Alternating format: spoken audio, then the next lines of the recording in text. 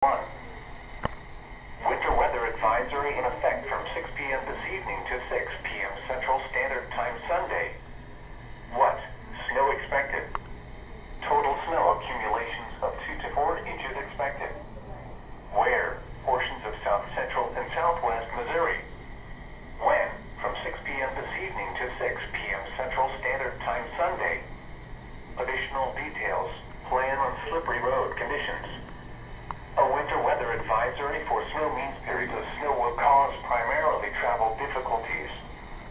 Expect snow-covered roads and limited visibilities, and use caution while driving.